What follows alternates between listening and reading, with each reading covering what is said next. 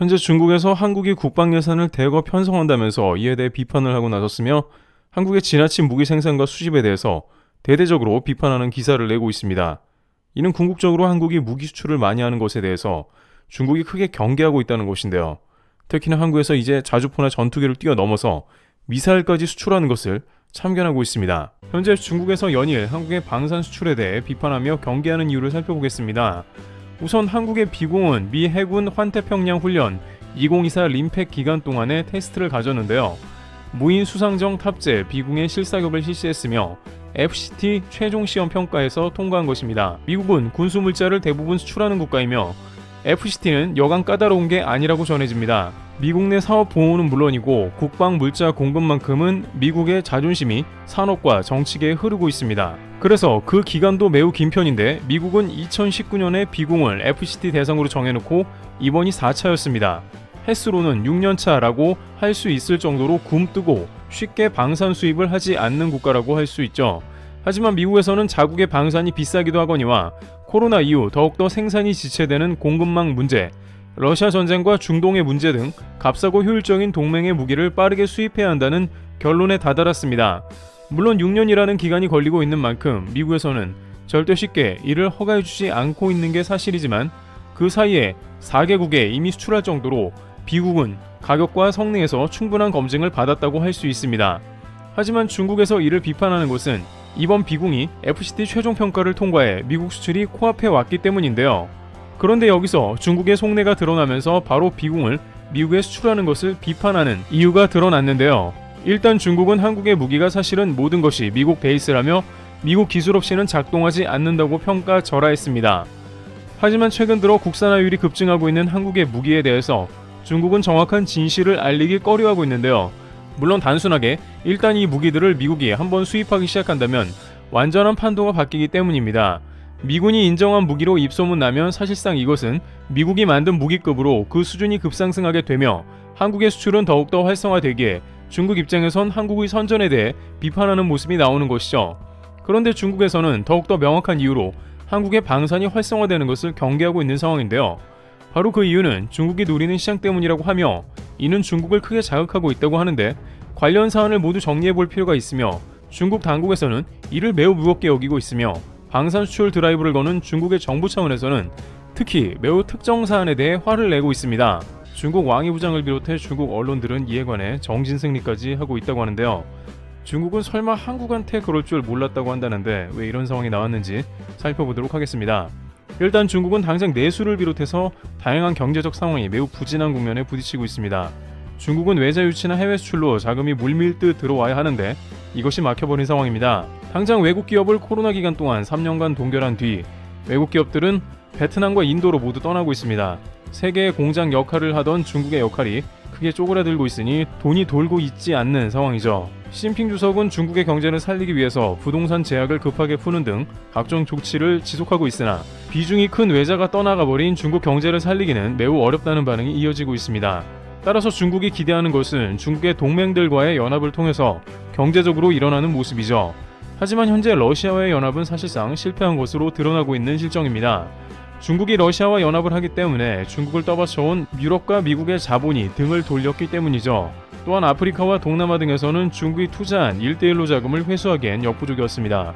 이에 따라 중국에서는 오일머니가 넘쳐나는 중동에서 자본을 대량 수혈하려는 움직임이 있었습니다. 일단 최근 중국 언론에서는 한국 KT즘-1에 허룽 300 미사일이 밀렸다는 보도를 내보내는데요.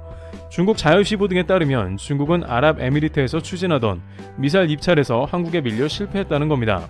그런데 여기서 놀라운 점은 KT즘에 관한 수주 소식은 아직 한국에 나오지도 않았다는 점인데 한국에서는 이미 작년에 아랍에미리트에 4조 원 천궁2 수출을 비롯하여 다른 방산 소식도 충분히 많기 때문에 이러한 소식은 공식적으로 정해지지 않고서야 아직 다루지 않았다는 것이 관계자들 말입니다. 하지만 중국에서는 허룽 300의 판매가 자신들의 중동 수출에 있어 굉장히 중요한 부분이었다고 하는데 이는 뜻밖의 다른 이유가 있고 한국조차 알지 못하는 부분이라고 전해지고 있는데요. 그 부분을 다루기 전에 일단 중국에서는 이번 한국의 KT즘 수출 때문에 크게 화부터 냈습니다. 중국의 언론에서는 이를 두고 순전히 미국 때문에 이뤄진 한국의 미사일 수출이라고 깎아내렸는데요. 그러면서 한국의 포탄이 미국과 동일하여 호환되어서 아랍에미리트는 어쩔 수 없이 한국 것을 구매했다라며 중국의 허룽 300이 훨씬 더 성능이 좋지만 한국은 어부질이 이득을 봤다고 했습니다. 또한 한국은 사실상 미국의 포탄 생산 기지가 되고 있다며 반사 이익을 누리고 있다 했습니다. 여기에 한국은 자체적으로 만드는 게 별로 없고 유럽과 미국의 부품이 대다수라고 말하면서 한국은 빈 껍데기 수출이고 실제 내부 부품을 수출한 미국과 유럽의 승리라고 했습니다. 그리고 한국의 K2 전차 같은 경우에는 미국의 M1 전차와 거의 동일하고 주포는 동일 L55이며 한국의 FA50의 경우에는 미국의 제너럴 일렉트릭사의 작품이라고 봐야 한다며 평가절하했습니다. 또한 중국은 한국 방산에는 사실상 중국의 부품도 대다수 포함되어 있다고 지적했습니다. 그러면서 한국이 무기를 수출하면 결국에는 중국이 돈을 벌게 된다는 취지의 언급을 했습니다. 하지만 이에 대해 군 전문가들은 중국 무기의 성능이 좋다는 것은 정신승리에 지나지 않으며 특히 이번에 중국이 중동 미사일의 판매를 실패한 게 매우 뼈아파 한국에 질투를 하는 것이라 지적하며 동시에 중국 내 다급한 정치적 상황과 압박이 매우 심각하다고 전하고 있습니다. 중국 국방에 무기를 수출하라는 명령이 공산당 상부에서 떨어졌고 이를 실현해야 하는데 막상 중국에서 계속해서 한국에 밀려나가면서 한국을 강하게 비판하고 본다는 겁니다. 게다가 항공미사일의 성능을 인정하게 되면 국방 수출 정치인들은 퇴출당할 수 있기 때문이죠. 실제 한국의 미사일은 이미 아랍에미리트와 사우디를 비롯해 다양한 국가에서 증명되어 수출이 되고 있으며 폴란드를 비롯한 동유럽 국가에도 천무가 수출되는 등 미사일 판매고가 기하급수적 증가하고 있는 상황이죠. 하지만 또한 중국에서 더욱 실망하고 있는 것은 사우디에서 한국에 빼앗긴 게 매우 크기 때문이죠. 사우디는 미국과 사이가 벌어졌기에 러시아와 중국산 무기를 검토한 바 있었는데요. 그러다 보니 사우디는 러시아, 중국과 더욱 밀월 관계를 가져가게 된 국면이 나온 것인데요. 그런데 사우디는 여전히 군사 분야에 있어서 다양한 부족함을 채우지 못하고 있는 상황입니다. 특히나 미국과의 관계가 소원해지다 보니 이제 다른 국가로부터 무기를 사들여야 하는 상황이죠. 사우디는 미국의 제1무기 수입국이었습니다만 관계가 악화되면서 러시아 무기도 사들였습니다. 러시아의 대공 방어 체계인 S-400 등을 도입하면서 미국의 극렬한 반대에 부딪히기도 했는데요. 사우디는 미국의 패트리어트를 쓰면서도 러시아의 S-400을 동시에 사용하니 미국이 펄쩍 뛴 것입니다. 그러나 이제는 더욱더 미국 외의 다른 국가들의 방산을 다변화해야 하는 시기로 들어가고 있습니다. 그 중에 가장 유력한 후보는 역시나 중국으로 알려져 있는 것이 당연한 맥락이기도 하죠.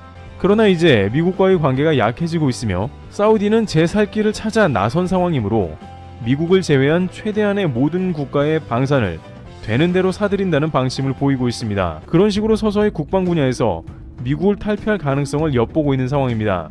그러다 보니 사우디는 이제 중국까지 고려하면서 방산을 사들이는 방법을 고려하고 있습니다. 빈살만 왕세자는 강력한 왕권 통치를 선보이기 위해 앞으로 더욱 국방을 강화할 것이기 때문이기도 하죠. 또한 그러한 맥락에서 최근 사우디가 고려하는 것은 바로 해군 전력 강화라고 할 수 있습니다. 그런데 여기서 사우디는 해군 전력 강화를 위해 유럽과 러시아, 중국 등을 리스트업했습니다. 특히 호르무즈를 통과하기 위해서는 함정은 물론 잠수함까지 마련한다는 방침을 보이고 있습니다. 유럽은 프랑스, 독일, 스웨덴 등 기존의 잠수함 업체들이 사우디와 물밑 접촉 중으로 알려졌으며 중국도 그 대상으로 중국은 전 세계에서 가장 많은 함정을 보유하고 잠수함도 많기 때문이죠.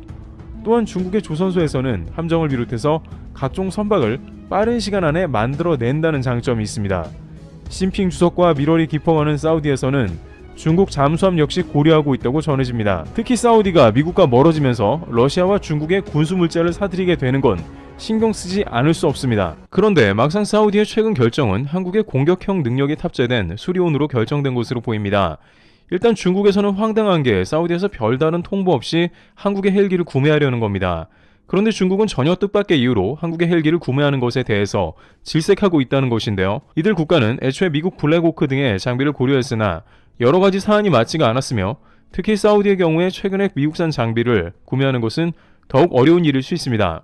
게다가 한국은 특유의 방산 패키지가 적용되어 구매 이후 다양한 서비스가 제공된다는 점이 있습니다. 한국 방산은 교육, 훈련, 정비가 포함되며 약간의 기술 이전까지 포함된 패키지를 제공하고 있습니다. 미국은 까다로운 조건을 내세우고 비용도 비싸지만 한국은 이런 게 없으니 가성비 훌륭하다는 겁니다. 그런데 중국에서는 이러한 맥락을 아주 꺼리고 있으며 매우 곤란해하는 상황이 등장하고 있습니다. 일단 중국이 한국 헬기를 꺼리는 것은 이로 인해 한국의 대전차 전력이 강화되는 것을 우려하고 있습니다. 한국의 무장 헬기가 한국의 대전차 전력으로 강화되면 중국은 매우 부담스러워집니다. 유사시 북한을 지원하는 맥락에서 중국은 한국에 수리온 무장 헬기를 상대해야 하는 것이며 한국이 수출하면서 공격형 헬기가 계속해서 업그레이드 된다는 것은 좋지 않습니다. 이 분야에서 계속 방산 수출이 일어난다면 거의 모두 재투자되기 때문에 한국형 공격 헬기는 전세계 점유율이 올라가면서 주변국의 강력한 방어막이 되는 것입니다. 한국의 전차 병력은 전세계 최고인데 여기에서 대전차 공격 헬기까지 탑재하면 어떻게 되냐는 겁니다. 그것도 사우디의 한국 방산 점유율이 갈수록 올라가는 것도 그다지 탐탁지 않은 것입니다. 중국과 반대되는 한국의 방산이 많아지는 건 레드팀 입장에서 더욱 파이가 줄어드는 것이죠.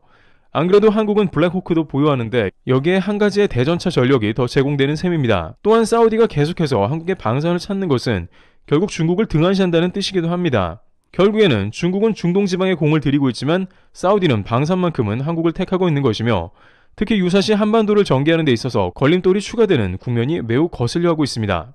이처럼 한국의 비공미사일 미국 수출 흐름과 기타 현황은 중국을 크게 당황시키고 있는 국면입니다. 트래블TV였습니다. 감사합니다.